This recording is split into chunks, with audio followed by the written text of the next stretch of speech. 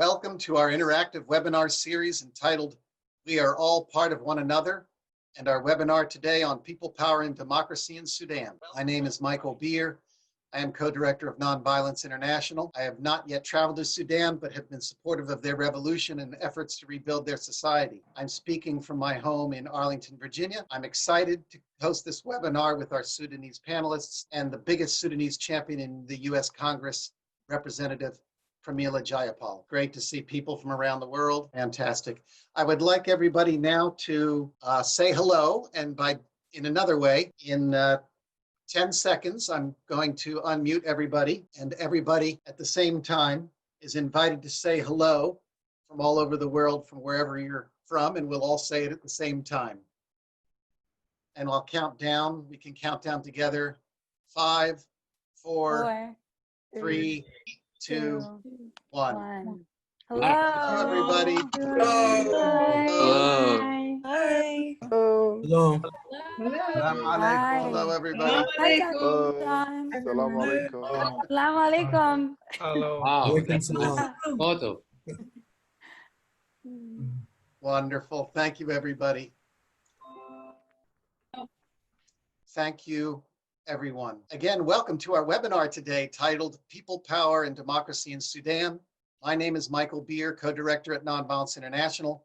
I want to thank all of you for joining us from around the world today, including our 4 guests, Anthony Haggar from Khartoum, Asma Ismail from Khartoum, Jalelah, Sofia, Ahmed from Washington, D.C., and soon, hopefully, Congress Representative Pramila Jayapal from D.C. I want to thank our talented and dedicated Nonviolence International crew, including Connor, David, Claire, Chloe, Fonzie, Price, Danae, Megan, Scott, who will be helping us technically behind the scenes. For those that are new to us, Nonviolence International is a backbone organization of the nonviolent movement, providing fiscal sponsorship to partners all over the globe. We tell transformative stories of the dynamic emerging nonviolent movements that give us hope in difficult times as we are reshaping the world. I would now like to pass on the torch to Mubarak. Do you want to do a little introduction of our series, please? أنا بدي أتكلم بالعربي في أول لحظة للناس اللي بيعرفوا اللغة العربية.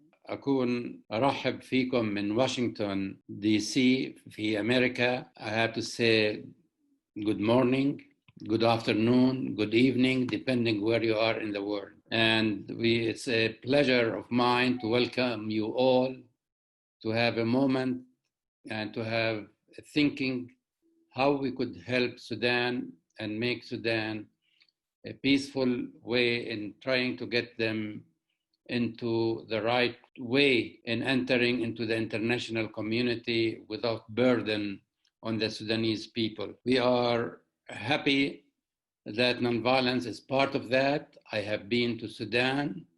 I spoke to many intellectuals in Sudan, and it was great that the effort of the Sudanese people with their revolution, a nonviolent revolution, they are able to get rid of a dictatorship. And this is so beautiful for other people who are struggling to see within a year or two that some people are willing to sacrifice and to do nonviolent action and get rid of dictators. This is important for me as a Palestinian and as a struggling advocacy for nonviolence, that it is working. And hopefully that we could work it out, that things could work better for everyone who is interested in Sudan. We are so much excited with Michael Beer and all the staff of Nonviolence, the interns, and the board, that they are supporting Sudan. We continue that support as long as we can be able to do it. And we try to advocate on behalf of Sudan in the United States. So please bear with us and think the positive, that things are going to be all right for Sudan. Thank you. Thank you so much. The purpose of the call today is to honor and learn from the incredible nonviolent revolution done by the Sudanese people 1 year ago. Our panelists will update us on the situation in Sudan and invite Sudanese to inform us of their exciting future and ways that the international community in the Sudanese diaspora can and must support it. Each speaker will speak for about 7 to 10 minutes, the order I introduce them.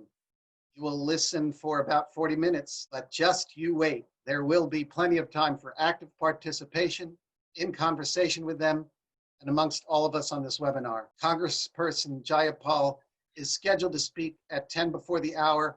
Given her unpredictable voting schedule today, we will accommodate her when she arrives to speak. We will ask her to see if she'll stay for questions. We are not sure she will. Typically, we'll ask for questions at the end of all the speakers, but if she is only available for questions immediately after she comes on, we may try to get a question in or two for her at the time. So I'd like to begin with our first speaker.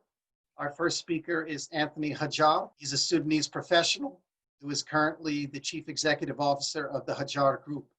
He holds a Bachelor of Science degree in Business Administration from Georgetown University and diplomas from INSEAD Fontainebleau in, presumably that's France. He has played an important role in transitioning the family business to its present hybrid form, blending the people and social focus of a family business with the best practices and discipline of a successful multinational company. He joins us live from Khartoum. Anthony, welcome. The floor is yours. Thank you, Michael. And just a very quick word of thanks to you and the team for arranging this webinar and inviting me to be part of it. In the interest of time, let me just jump right in. I've been asked to talk about the revolution and the formation and the events leading up to the formation of the civilian government or transitional government. And I'm going to split it into two different timepieces, the build up to April the 11th, and then the period of negotiation and mediation that culminated in the civilian government. So, opposition parties, armed forces, and civil society had all been weakened or were compromised for sure by what was commonly termed or referred to as the deep state. In Sudan, we have a legacy or a tradition of coups led by the army. So the army in particular had been split into three different bodies: the Sudanese armed forces, the army, NIS, the intelligence services, and the rapid support forces, RSF. And the kingmaker was always being played by the previous president. So essentially there was no room or no threat, and yet the army staff was still seen as a key partner to deliver the changes. It was the only one that truly enjoyed legitimacy and had still the respect of the people.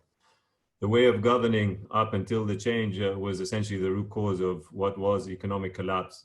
For years smothered by oil money, and then ultimately the pain was not felt. But ultimately, with the secession of the South, the trouble started, amplified by more effective US sanctions, implementation, and the resulting over-compliance that was coupled with that. And by way of governing, I mean corruption, nepotism, and essentially a Khartoum-centric focus.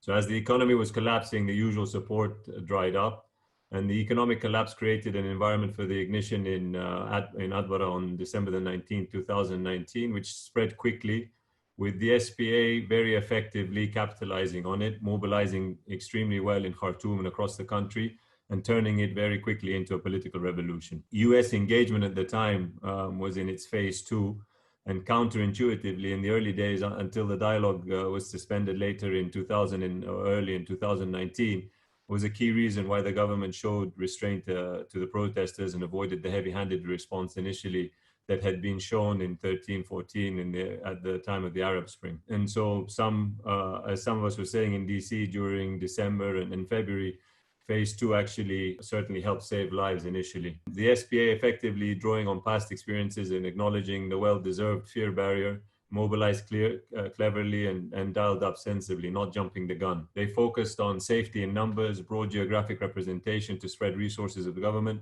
and they built gradually to day strikes until the sit-in in front of the army headquarters and ultimately the general civil disobedience. The SPA remained unknown, which was key, and leveraged social media very well. The work started in building a coalition spanning different political parties and civil society to serve as a representative opposing entity. And the FFC was officially announced on the 1st of January 2019.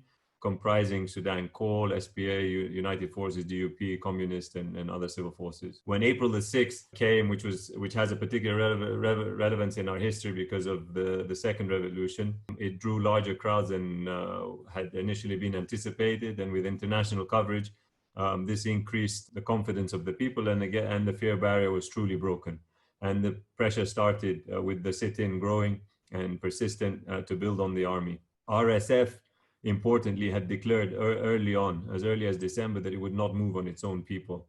Its job was to fight external enemies of the state and non-citizens, and they stayed on the sidelines, which was important. After April the 6th, it became clear to the past president and NIS, I think, that the tipping point was coming.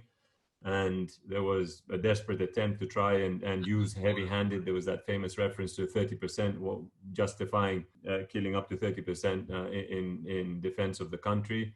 And that was the camel that broke the straw that broke the camel's back. And SAF and RSF dissented and moved to take over in the early hours of the 11th. And so now you have the period where you've got the TMC, the Transitional Military Council, and the FFC, and they start early in April with good faith negotiations. And the spirit was good, and momentum initially was very positive. They actually covered quite a lot of important groundwork in the early few weeks. Differences within the components of FFC, which was a quickly put together coalition without the robust and experienced structures that typically accompany these political parties, frustrated progress, and some elements were giving mixed messages that fed nervousness on the part of TMCC. TMC was increasingly uncomfortable with the sit-in, which was also starting in different ways to show signs of a different nature and spirit to that of the revolution.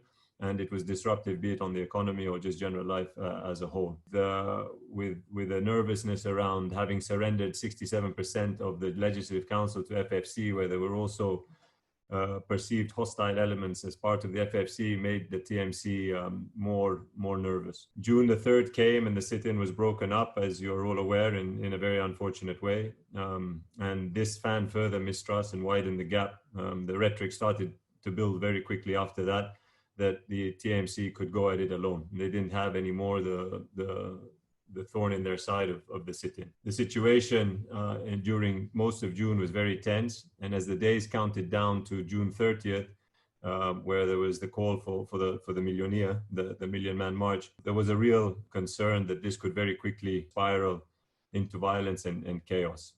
Three things happened in the week leading up to June 30th.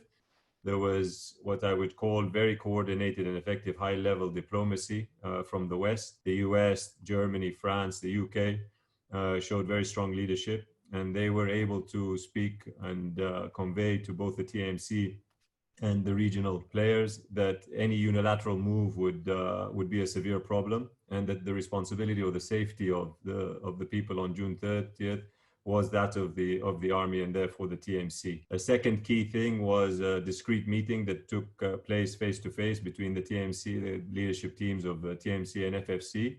And this had been the first time they'd reunited face-to-face after a long gap. And it allowed the actors to air their concerns, put everything on the table, and agree whether there was space to move forward with a mediation and ultimately reach an agreement. And that reset allowed the parties back to the table to start mediation. And then the third was the sheer size of June 30th. The march was a very clear message domestically that any unilateral or army-led solution would be rejected domestically. So this, soon after June 30th, both parties are back at the table. There's new sense of hope, and under the leadership of AU, formal mediation starts. The political and constitutional agreements were signed ultimately on August the 17th, and the attention turned to forming the civilian government with the Prime Minister sworn in on August the 22nd, and then ultimately early September, the rest of the cabinet was sworn in. Transitional period effectively begins. Thank you very much. Thank you, Anthony, for trying to, in 10 minutes, and you did it in 9 minutes, encapsulate an enormously complex and transformative time period into an understandable, coherent narrative. And thank you so much. I hope and trust that those who are new to the Sudan political and revolution will go and read more about this. It's very exciting. Lots of tremendous leadership and work was done to make this a success. Yeah, We're scheduled to have the Congresswoman here speak at this time. Wow, that's terrific timing. I don't know how she did this. Welcome, Congresswoman Pramila Jayapal. Your timing is impeccable. We've just finished hearing from Anthony Haggar, who's given us an overview of the revolution last year and the transition government, and we welcome you here today. Let me give you a brief introduction. We have people from all over the world and a lot of people from around the United States. Congresswoman Jayapal represents Washington State and is one of the great progressive champions there. She's been a longtime leader highlighting the importance of human rights, democracy, and peace in Sudan. She currently is working to delist Sudan from the U.S. government designation of Sudan as a state sponsor of terrorism and to increase U.S. diplomatic and economic support for the transition. Today is a special day for her and for us as she releases a book entitled Use the Power You Have, A Brown Woman's Guide to Politics and Political Change. In this book, she explains how we can achieve a truly inclusive America that works for all of us. We're grateful for you coming here today, and we're happy for you to speak now. And if you do have time to answer a question or two, we'd love for you to stay on for longer if you could. Typically, we take questions at the very end. But if you're all the speakers, but if you can only take a question after you speak, we'd be delighted to have an opportunity to ask a few questions. Welcome aboard. Thank you. Well, thank you so much, Michael, and good morning, good afternoon, good evening, wherever you may be. I have to go speak on the floor right after this, so I'm going to let Jessica figure out when I need to get off, and if I have time, I'll absolutely take questions. I want to thank you for your kind introduction, but most of all, for everything that you have done to support the Sudanese people in their nonviolent struggle for democracy. And I, of course, appreciate your mentioning my book. I wanted to mention that Sudan is called out in there. There's a section on nonviolence in one of the chapters. And I have given the Sudanese people just a mention there for the inspiration that you have provided on really utilizing nonviolent tactics with love and generosity, but also dealing with the brutality of what the Sudanese people went through in order to liberate and achieve the first steps towards liberation. It is an honor to be here in such esteemed company among friends and partners. And Anthony, I want to thank you because you graciously joined me in a briefing for members of Congress last year on the situation in Sudan. I want to thank my friend, longtime friend and co-conspirator, Mubarak El Amin, who has really advised me and opened my eyes to so much in Sudan from the very beginning. And I want to thank Nonviolence International for organizing the webinar and also for educating people around the world about how the international community can actually support the Sudanese people. I have been an ardent supporter of the people of Sudan and, you know, of the way in which the protests were peacefully organized and adhered consistently to a nonviolent strategy of protest in order to achieve a democratic future in Sudan. And I've proudly used my platform and my voice in Congress to do everything I can to lend my support. I think as the first Indian American woman elected to the House of Representatives, as an immigrant myself, one of only 14, but most importantly, as an organizer and an activist who has been arrested and led my own forms of nonviolent civil disobedience in order to achieve the goals of justice. I personally have been so inspired by the work of the people of Sudan. And it is really thanks to the advocacy of the Sudanese diaspora community here in the United States that Congress has taken several very important actions to support the peaceful transition to a civilian-led democratic government in Sudan. This included passing House Resolution 432 that was introduced by my colleague Dan Kildee that condemned the horrific attacks on peaceful protesters in the June 3rd massacre and called for an immediate transition to democratic leadership in Sudan. I joined my colleagues in speaking on the House floor in support of the resolution, calling attention particularly to the Sudanese women who played an outsized role in holding strong in the face of violence, danger, and death, and calling for justice for those killed in the massacre. I was very proud to take part in an official bipartisan congressional delegation visit to Sudan in January of this year. We just got that visit in before COVID hit and all of the international travel stopped, and I'm so glad that we did. It was the first ever after the revolution of members of Congress, and we were led by Chairwoman Karen Bass of the Africa Subcommittee, as well as Representatives Sensenbrenner, Barbara Lee, Dan Kildee, who are all longtime friends of Sudan. During our visit, I was educated every single day about the challenges, about the opportunity, and about the work that still must happen, and that the United States must be a part of making happen if this transition is to be successful. We spoke with so many brave women and young people who saw their friends and their family, peaceful protesters, murdered in the streets by security forces. And yet we were encouraged by the work of these very women who are fighting for equal representation now in the transitional government. I was particularly thrilled to meet with the women of Ahmed University and the professors and the students who played a significant role in the protests that led to Bashir's ouster. We also were able to meet with local resistance communities who did play such an important role as well in opposing the Bashir government and organizing across the country. And incredibly moving to hear the stories of courage and resilience and the commitment to nonviolent, resilient movements and the possibilities that they bring for lasting peace.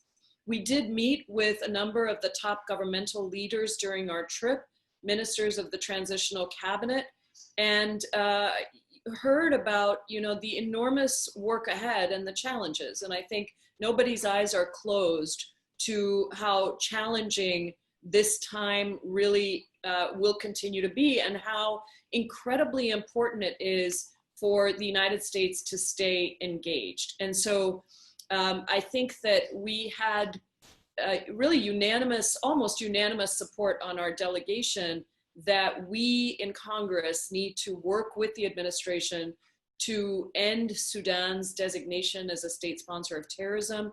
Just last week, as you're well aware, the State Department released its 2019 country reports on terrorism, which commended the work of the Sudanese transitional government to cooperate with the United States on counterterrorism issues. And it's a promising sign, but while US and Sudanese negotiators work to address ongoing issues around Sudan's payment of claims relating to past terrorist bombings of US embassies, the fact is that the Sudanese people are struggling to survive. We don't have a lot of time here.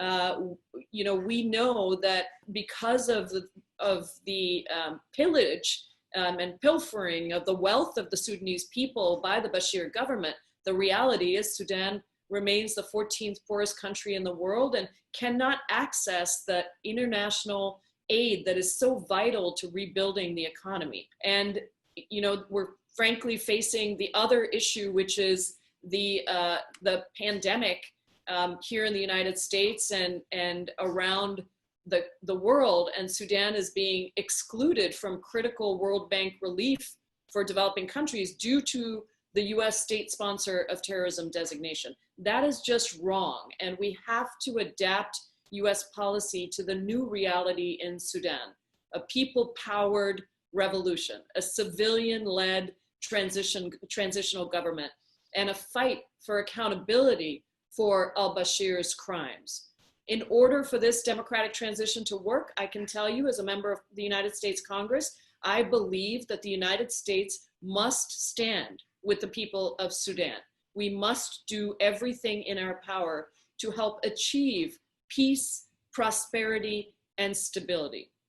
And so I want to thank you all for gathering virtually today to develop a plan forward for how the international community can help keep the Sudanese people during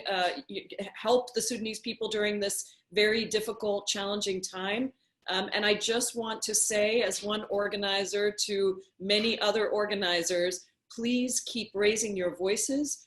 Please keep building sustained movements for justice, please keep exercising your power and educating others on the incredible potential that Sudan has and what we must do as global citizens to support the democratic aspirations of the Sudanese people.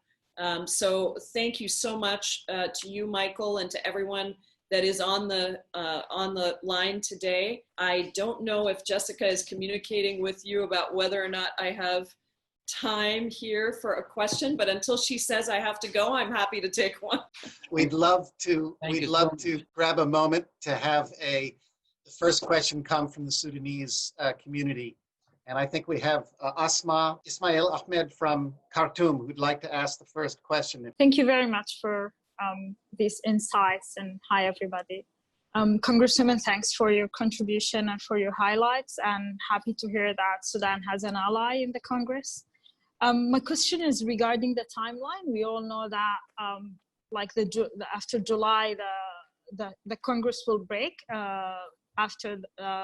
for September. So I think in terms of timeline, and you mentioned time is of an essence for Sudan. What are your expectations for the next move from the United States with regard to removing the designation of Sudan from the SST? Well, it's an excellent question. And of course, the challenge is that we are operating in the midst of a pandemic and we have very little time on the floor. Every vote, just imagine this, takes almost an hour because of how we do the votes. So for example, today we'll have votes for 8 hours on because we have a number of amendments. And so the floor time is limited. And so I think we have to pursue multi-pronged strategies. I don't think anything will come to the floor before the end of July, but you never know. So I think we are looking at later in the fall if it were to be congressional action.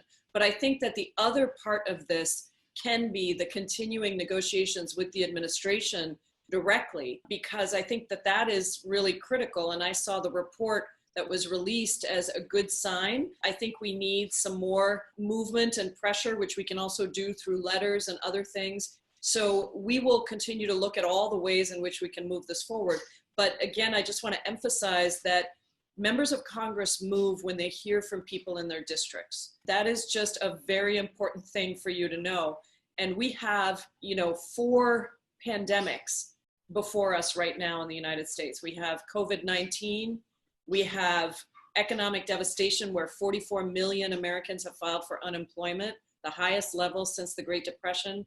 We have police brutality and anti-Blackness and white supremacy that is sweeping our country with protesters that give us inspiration because they are speaking for justice and they are demanding change that has, here in our country that has been allowed, for systems that have been allowed to exist for too long. And then of course we have somebody in the White House that is doing everything he can to destroy the Constitution.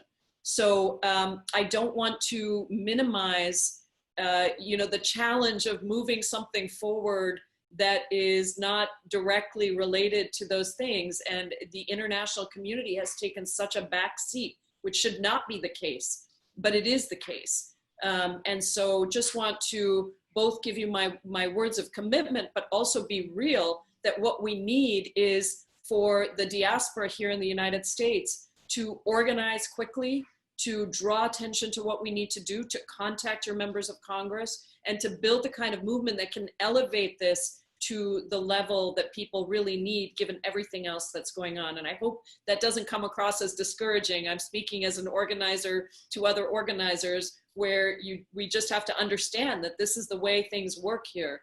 And I promise I'll do everything that I can to help. They are telling me that I need to go. And so I'm so sorry, but I have to go speak on the floor about green infrastructure and housing. So I want to thank you again for everything that you're doing and how glorious it is to be in a community of nonviolent resistance justice seekers. Thank you so much, and take care.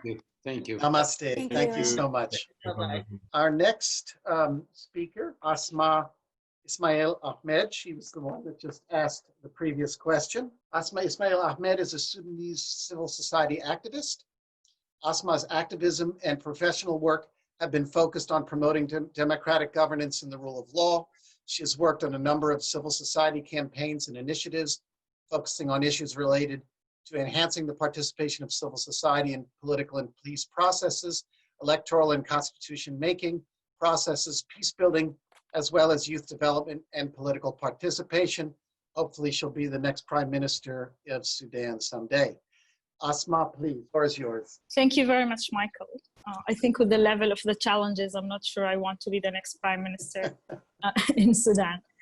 Thanks, everyone. Good morning, good evening, good afternoon. And word of solidarity with the Black Lives Matter movement, with protesters movements, and in Ethiopia, and a word of solidarity with the death cases that happened yesterday in both Ethiopia and in Sudan. As Michael mentioned, and following the sequence that Anthony have followed for the sake of time, I will just quickly go through the current momentum and the current mobilization and organization, but also the current critical files and critical issues in front of the current government and the civil society and political movement. Yesterday was a very important day, June 30th. Despite COVID-19, millions have marched across the country in memory of June 30th, 2019.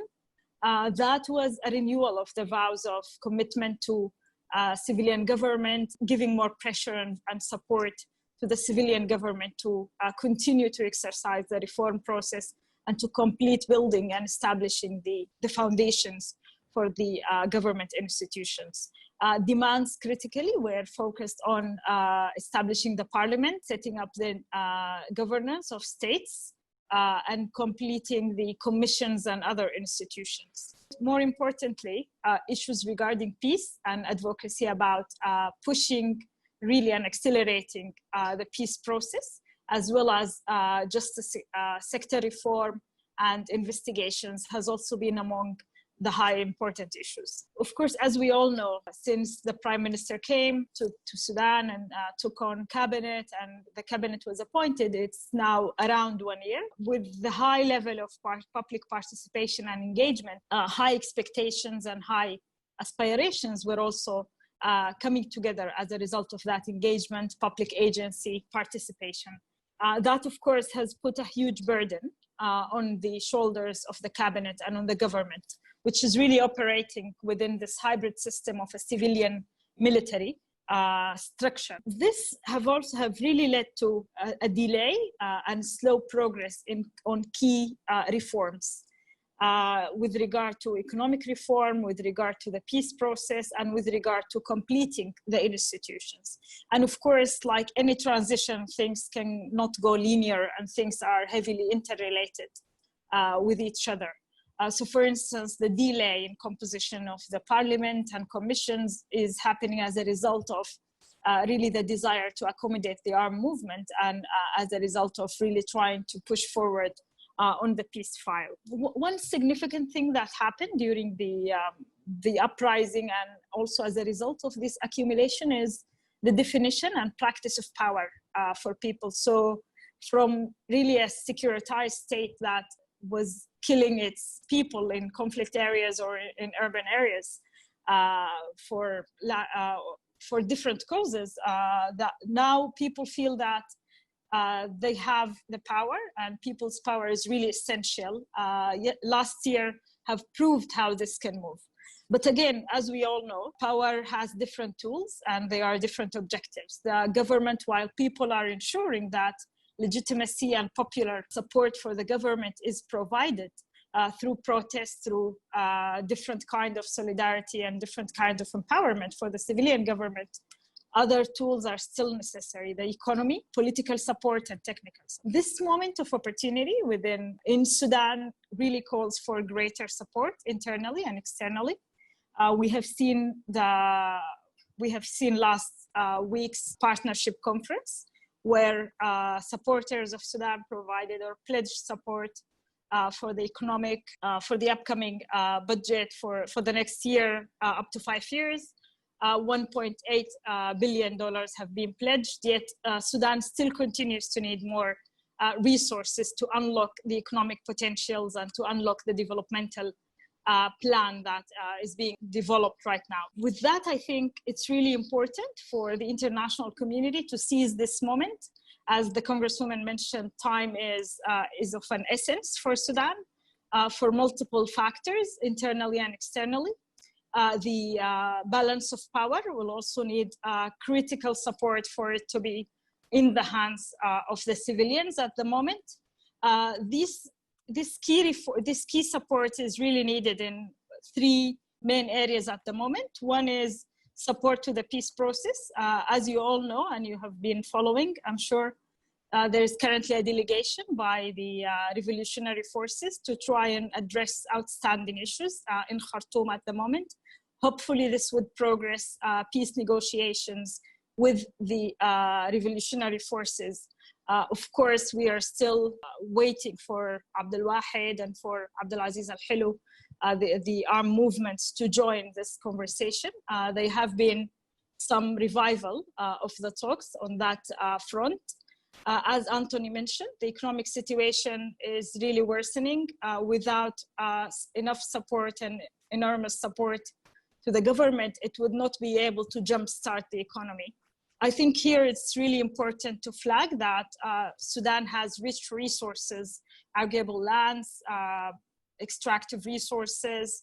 A lot can be done in terms of investment, not just aid. A lot can be done in investment and trade. But of course, for that to happen, the SST has to be removed for Sudan to be able to access loans from IFIs and to be able to invest, to attract investment and be able to contribute as a part of the global economy. The other issue within the building of state institutions, as you all know, the magnitude of destruction in this time is really deep.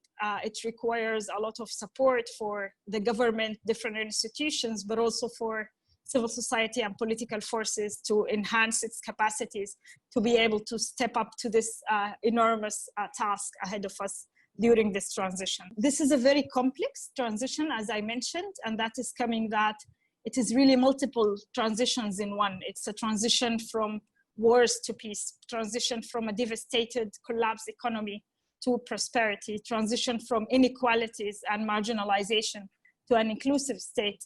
And it's also a transition from the destruction to the civil service, destruction, the corruption and so forth, to a state that is accountable, that is inclusive, that is engaging of all. All transitions and the magnitude of it amidst regional conflicts around in the countries around us and beyond really require quick and enormous support to Sudan. Sudan has been, during the times of Bashir and Amin, has been a country that has been exporting terrorism and exporting, destabilizing the region and exporting arms and destabilizing across Central African Republic and in other areas of the region.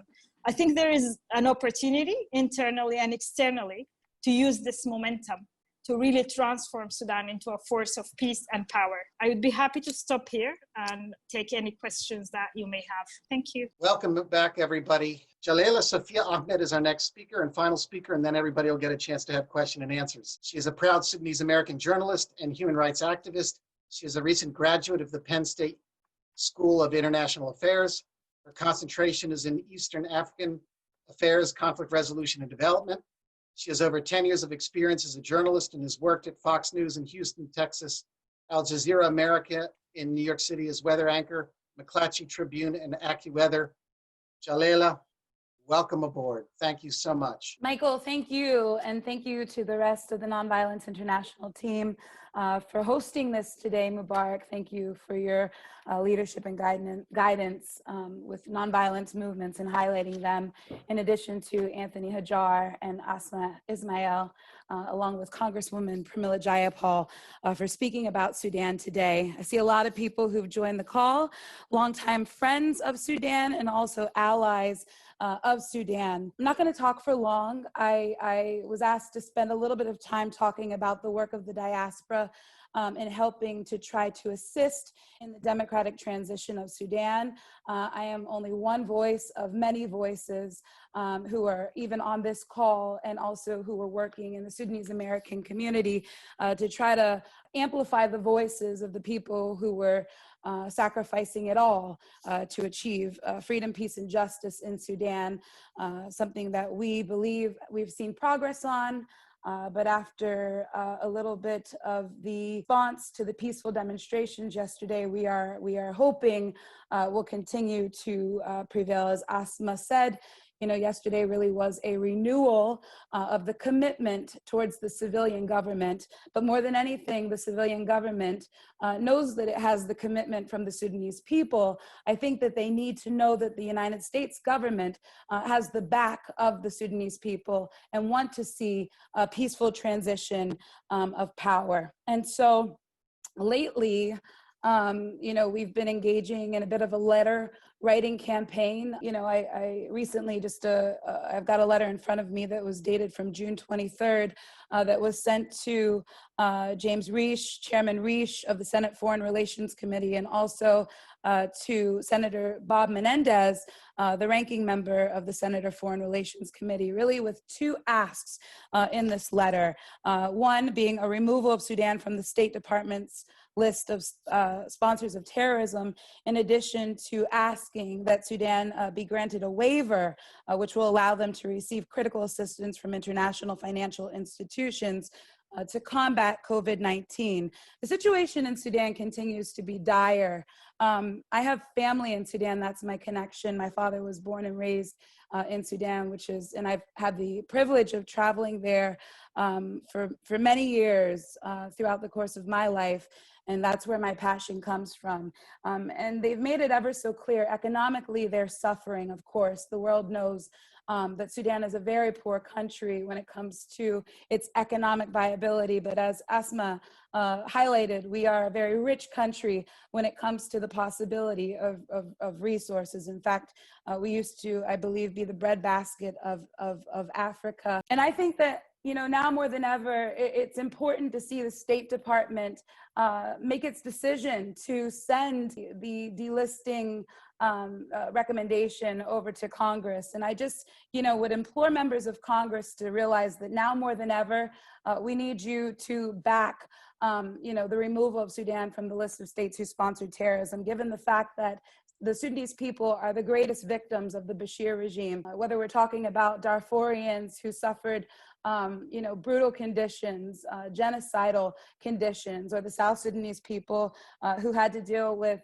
religious, bigotry, and in addition to problems whenever it related to colorism and second-class citizenship, people of the Nuba Mountains, and also the Nubian people. I'm excited and I'm very eager to believe that the Sudanese people truly believe in freedom, peace, and justice, and are going to continue to fight for freedom, peace, and justice. But currently, this designation as a state sponsor of terrorism is only going to alienate Sudan from the promise that the people made of fighting peacefully for a nonviolent transition to democratic power. Not that I'm saying I think that the people are going to abandon nonviolent resistance. I do believe strongly that the timing is becoming more critical than ever, that if we don't move, there are factions in the transitional government that are that might not necessarily want to proceed in a way that benefits the civilian transition towards a democratic government. Some of the work that we've done already, again, we've started a letter writing campaign to members of Congress. We've met with several members of Congress, and we've also participated in marches and demonstrations in solidarity with the Sudanese people back home in Sudan. But really, this is a decision that the Congress and the President of the United States and the State Department are going to have to make, that they want to support Sudan, that they have the back of Sudan. And unfortunately, talking about it is not good enough. Sudan is dealing with a pandemic, unfortunately, that is really not, it is really a situation with COVID-19 in Sudan that is life or death for many people around the world. But in Sudan, when you're already dealing with economic collapse and the threat of violence from groups like the RSF, we really need the United States government to back the civilian-led transition, and to remove Sudan from the list of states who sponsor terrorism at once. And that's all I have to say, unless anyone has any questions. Thank you, Jalelah. Thank you to our panelists.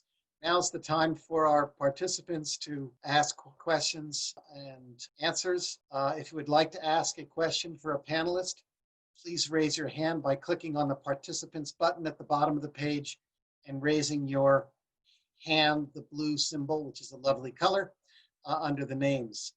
Otherwise, if that's challenging for you, or you write a question in the chat window, if you have a question or comment here for the panelists, by all means, please raise your hand. We will call on you. Yeah, so hi everybody, my name is Alfonso or Fonzie. So I'm just curious if there's any specific bills the Sudanese community or the Sudanese American community are pushing for currently in the House. I know that Rep. Pramila Jayapal had one last year that didn't make it, I don't think it made it past the Foreign Affairs Committee, but are there any specific bills now that you guys are looking to rally around and push so that it can make it through Congress and Senate? Thank you so much for your question. Representative Elliot Engel introduced HR 6094, the Sudan Democratic Transition Accountability and Fiscal Transparency Act. That was introduced on March 5th of 2020. Unfortunately, with COVID, it's been very, very difficult for the House to gather and for the House to vote. As we know, they're going to recess on Friday. Right now, it would be very good if you were able, to reach out to different representatives and ask them, if they would be willing to support that bill. Again, it's HR 6094, and that would be beneficial. I did see Wufa also commented, and she said that she also extending temporary protected status. As you all know, Wufa, I don't know if you'd like to speak up on that specifically. Yeah, so Sudan was one of I think 7, somebody might have to correct me if I'm wrong, 7 or 8 countries that were granted temporary protected status. And that was an immigration legal status that would allow those who are from Sudan to be able to come into the US for a certain period of time to be able to build their lives and kind of get established under the pretense that either Sudan would get better and they could return, or they would be able to get permanent legal status here in the US.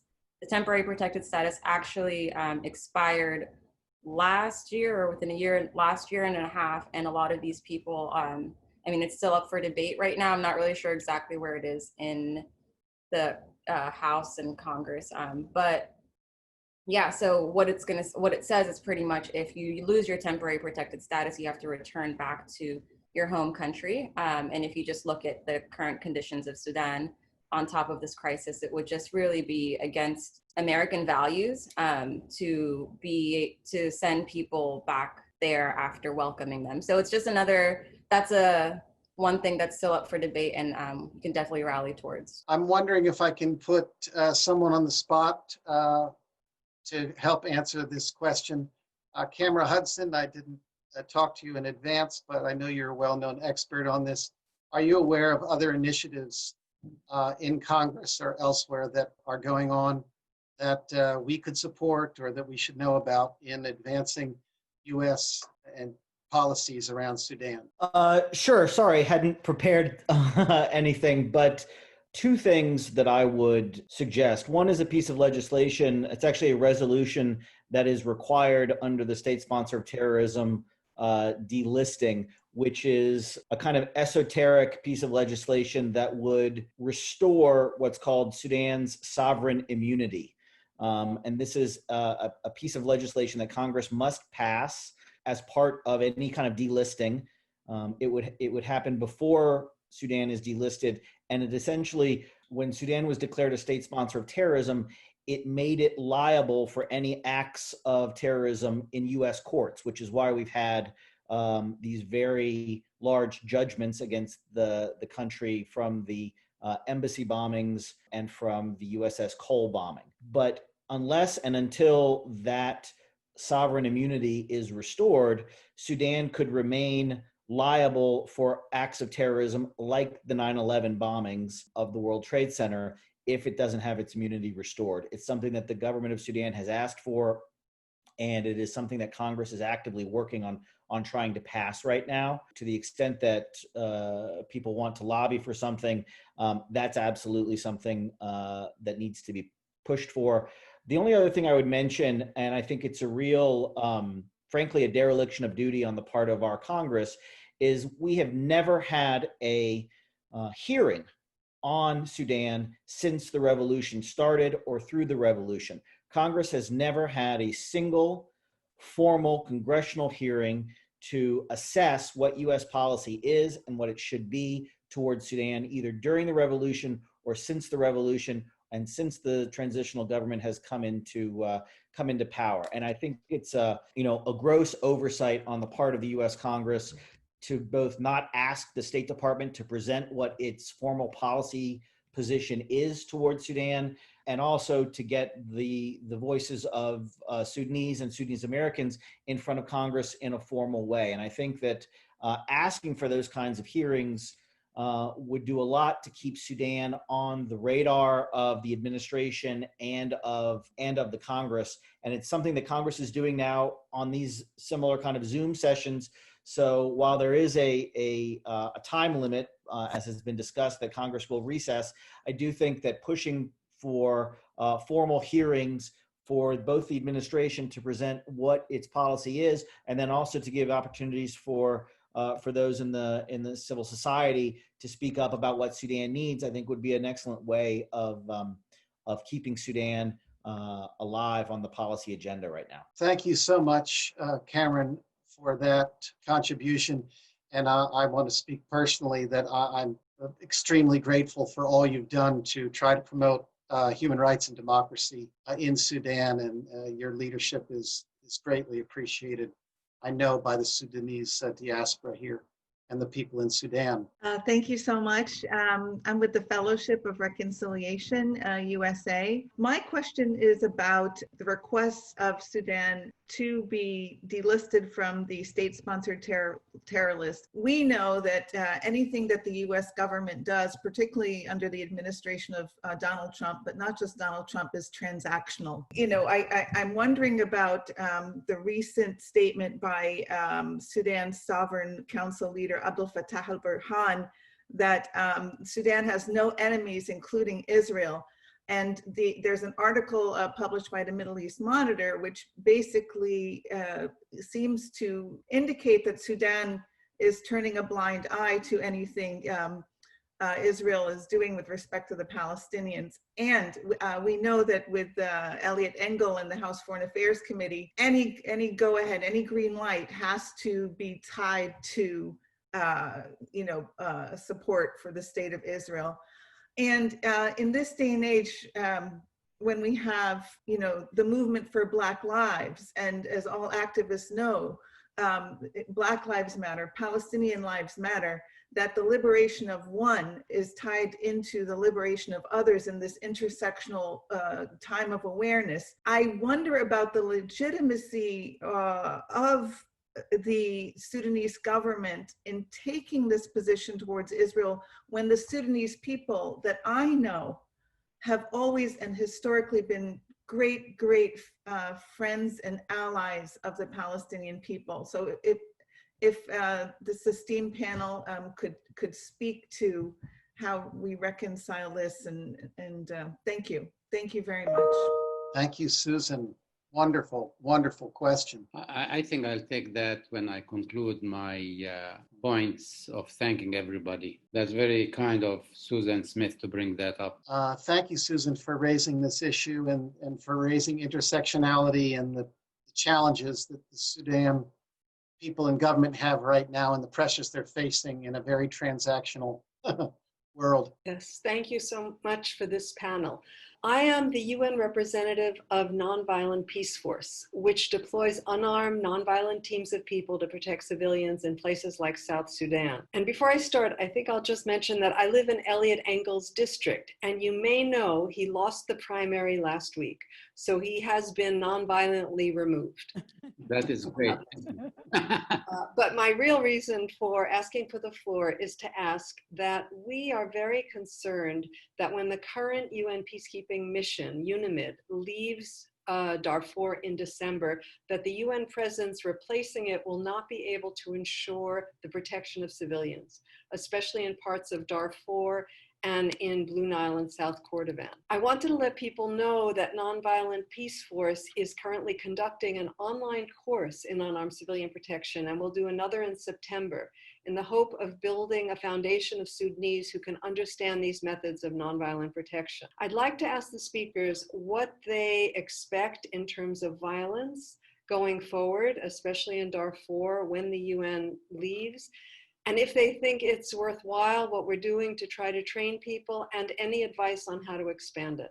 Thank you. Yeah, I think on that, there's a high risk, of course, because the security sector have not been reformed yet, and because of the complicated and complex situation of the partnership between the civilians and army.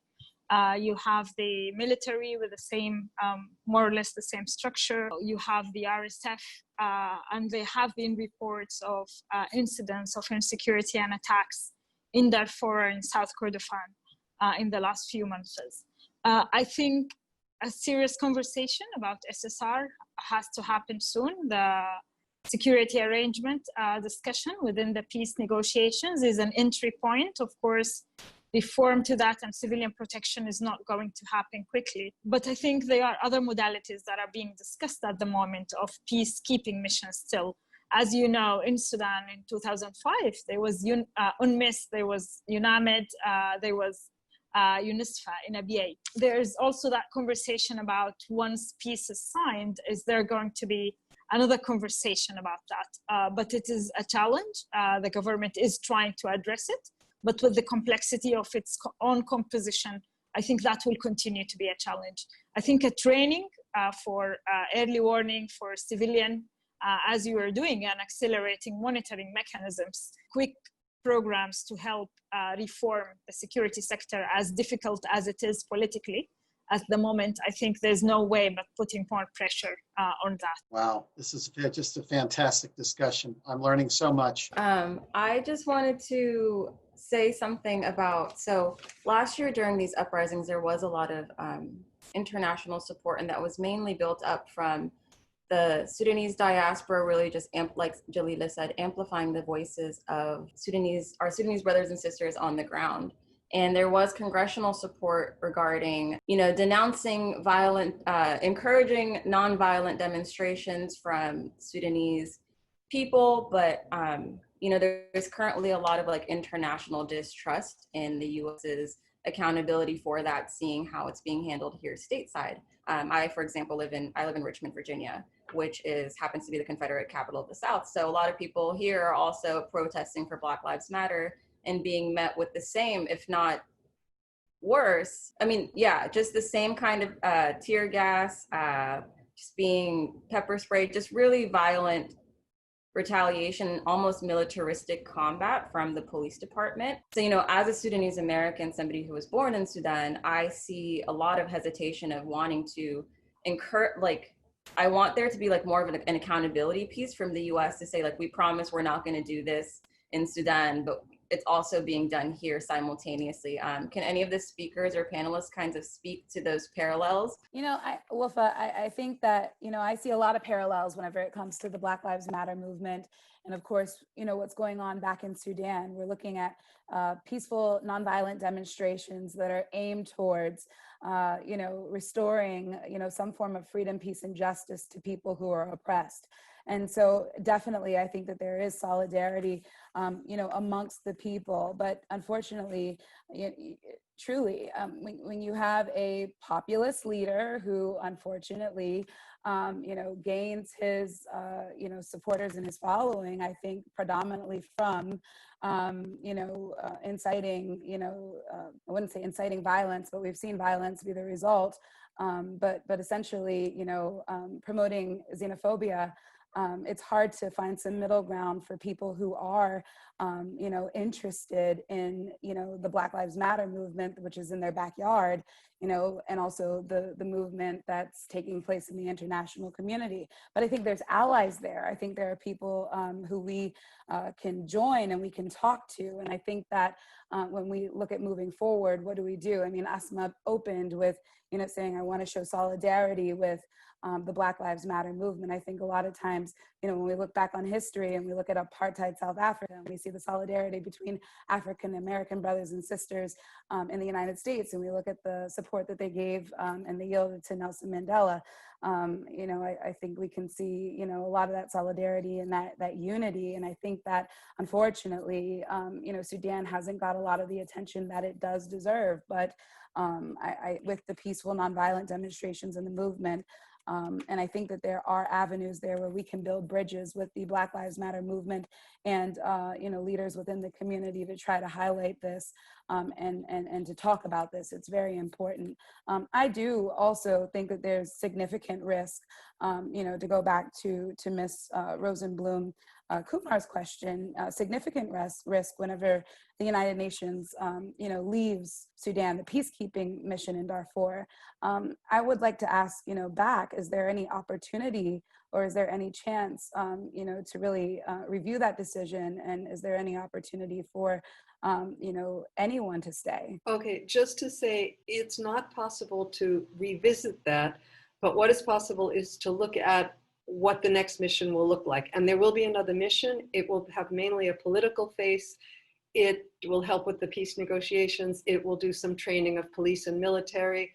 But it's the government itself and the prime minister who has said he does not want peacekeepers, foreign peacekeepers. And that's why we're concerned, because like was said earlier, is the military up to protecting its own people, or if not complicit in some of the problems? So that's where the concern is. Thanks. Okay, so I'm Lucy Engi. I'm with Nonviolence International, New York. My question kind of goes back to more of the policy side in the US. We're clearly living in a very bipartisan, divided time, and it's really hard to get foreign issues passed. Specifically related to Sudan, does it seem to have some bipartisan support? Is it simply a matter of Senate leadership and Donald Trump, or is it the Republicans in general that aren't supporting this? Are Democrats not supporting this? Is this Sudan and Americans' view of Sudan? Is that the issue? What are some of the barriers to this being addressed in the American legislators system? I think that there has been, over the course of time, a lot of bipartisanship around the issue of Sudan, specifically the human rights situation in Sudan. I think other people have said this already. I think that Sudan, like many other international issues, is struggling for attention right now on a very crowded legislative and policy plate. It's an election year, as we all know. And so even in good times, I think it's a struggle to get attention on a lot of these issues, and certainly now it's even harder. So I don't think that the lack of attention is necessarily a lack of concern or a lack of caring. I think it's more a reflection of the political times in the United States right now. Certainly, I think the administration has other priorities, especially in the waning days of this term or this administration. It was always going to be very difficult to advance things at this late date. So I don't want to say that it's a lack of concern, because again, at a technical level, at a bureaucratic level in the State Department and even within the Congress, there's a lot of effort underway. There's a lot of activity underway to try to advance some of the things that we've been talking about already today with respect to the state-sponsored terrorism removal, with respect to Sudan accessing World Bank and IMF funds, and assisting Sudan in its transition through, increased development assistance. At a technical working level, there's a lot of activity underway. I think at a political level, it's a challenge right now to break through. And sadly, I think that's the thing that's preventing some of these big items from being realized for Sudan right now. And I don't know what the prospects are for it to be advanced before the election, simply because of the calendar, as others have talked about already. Thank you so much for giving me the chance. My question was that first I would like to give a very short comment.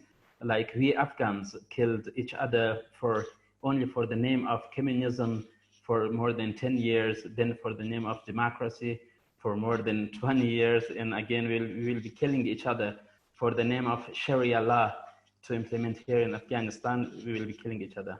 So I request the Sudanese brothers and sisters to dialogue instead of debate. Everyone has positive points and negative points.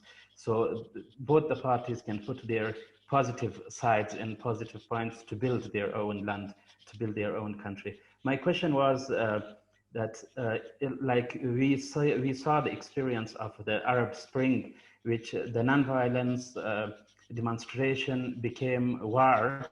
So what was the reason in Sudan that didn't change the nonviolence into violence? Was the reason that the government official give up early, or no, it was a very organized demonstrations? Thank you. We have been fighting since even before the independence of Sudan. The civil war in South Sudan, then the conflict in Darfur in 2003, then the violence broke down in 2011. It's really now that the moment for people that are saying this is enough. We want to actually move into a peaceful state. To come into your question about the nonviolent movement and commitment to the peaceful nature, Bashir regime has been extremely very brutal. This has been tested right after the regime came to power in '89, in uprising in 1996, in 2012, 2013, where in 2 days, hundreds of people have been killed. This is in the urban center where the regime used to matter, to think that people matter more with its centric view to the center, let alone killing millions and thousands in Darfur and elsewhere.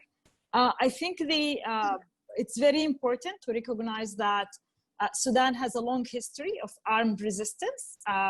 Sudan has long history of, there are a lot of arms, there are a lot of trained personnel because the previous government used to train youth before they go to university. So that was not an easy exercise because even during the protests and during the process, the previous regime tried to, arms were loose at some point for people, particularly after June 3rd, they were trying to make it slip into violence. I think awareness of people that if it turns into violence, there are so many militias in this country, there are so many regional and other conflicts across the region that it could slip into power. I think this high level of participation and awareness and learning from our own lessons and from the lessons of other countries since the so-called Arab Spring has really inspired. This is a commitment for nonviolence that have continued, and I think it really talks into the future of a possibility of a peaceful resolution of conflict in Darfur, in the two areas and elsewhere. I'm happy to share more materials and have another conversation with you on that. Thank you so much. Unfortunately, we have many more people that want to ask questions, but we've run out of time. I do want to note that one of our distinguished participants, Shaska Byerly, has mentioned the fact that the Fragility Act has passed and does provide a framework over the next 10 years to provide funding and support for countries that are fragile and going through transitions and need support. And maybe Sudan diaspora here could look to the Fragility Act as another area in which Sudan could benefit from US support. With that, I'd like to hand over. I just want to conclude by thanking all of these panelists. It's pretty clear from my standpoint here that there's not really a problem here between Democrats and Republicans. Everybody says it's a no-brainer here. It's obvious that Sudan needs support. There's support across the political spectrum, but the priority is not there. And the Sudanese diaspora and all the allies here in the United States and around the world, we need to bring the heat because we need to move this forward strongly, and there's really no big hurdles, not big ones. We just need to raise this higher on the priority levels of our politicians. We don't see Congress really moving with the speed that it should. There are no hearings, as Cameron indicated. There's no letter dear colleagues letter going around asking for this board. There's no strong movement to get rid of this sovereign immunity or to get the sovereign immunity reimposed. So we've just really need to organize and have our voices be heard to move this along more quickly. Mubarak, would you like to conclude for us? Yes, please. Well, I want to thank everybody. I want to thank the panelists. I want to thank Michael Beer. I want to thank you a lot on that. And I am recommending something that we might do another webinar on Sudan, but we need the help of everybody. The ones who are here, write us, tell us what you want. Did we have the right panels for you in Sudan? Do you want other people to be part of the panel? And this is important. And if we hear from you, we could do another one and bring other people in to see what we did for Sudan. We have a representative coming to speak to you, but we want you also to write a letter to thank her. Write a note. Thank you for speaking on behalf of Sudan. And she will feel good about that. We always think. And Wally from Afghanistan, I wish you would say, hey, what about Afghanistan? Can you do a webinar on Afghanistan? I think we should, but we need your help also to tell us who can talk on Afghanistan, which party, which things, how we could stop the violence between Afghanis. And that's where we could share with you all those things. I want also to have Susan Smith. She opened something very nice, but it's very touchy. And it's very happened that many times countries, for example, Jordan, want to get some weapons from United States. So they have peace with Israel so that United States will give them weapons from United States. India came so close to Israel so that United States could have some weapons in India. And the same thing in Sudan. The politician, they don't see the power that brought them in by the power of the people. And the people have to say so, to speak up and not to be afraid and do the politics as usual. We don't need the politics as usual. We are very much aware of the young people of Sudan. الشباب في السودان هو المستقبل المجيد إلهم. الحياة للسودانيز أفضل من الحياة الآن. ففكروا بالمستقبل السودان. And that's important for everybody to know that the youth in Sudan have a good future for them. So don't spoil them, don't spoil their minds in politics. Let them be free to speak free and accept freedom as one of their main source of ethics.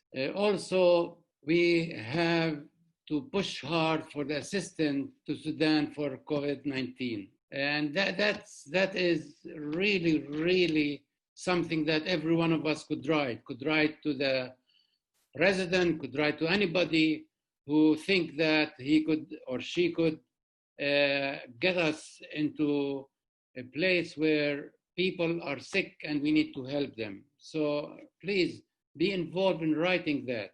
And if we got a lot of people CC us that you are doing these things, then we could do another webinar for Sudan, because I'm very much interested and a lot of people show their interest in Sudan. And we cannot just do it once and then ignore them and there will be others, but at this time, I'm very, very grateful on that. I'd like to invite everyone who have been with us and bring others who are informed on Sudan so that we know their ideas too. Bring the young Sudanese also, and to say, hey, what is this? Why this has happened? What are you doing in our name? And it is very, very important for us important for me as a Palestinian. Revolution makes me feel good that Sudan got rid of a dictator for many years. So we are able as Palestinians to get rid of this occupation. And you as Sudanese, really you encourage us to do that and to continue the struggle. I would like to invite you all, for everyone, before we leave on the count of 1, 2, 3 in your language to say goodbye to everybody and thank everybody. And I'll count 1, 2, 3. You could say it in your language. You could say goodbye, or Wiedersehen, Ma salama, and we could do it all at once. And thank you all for being with us. 1, 2, 3. مع السلامة. Bye. Bye. Muchas Thank gracias. Ciao. مع Thank السلامة. you. Goodbye, everybody. Thank you. Peace be with you. Good job. Bye. Thank you. Blessings. Salam, Amani. Allah Hafiz. Oh, thank you all. Allah Hafiz.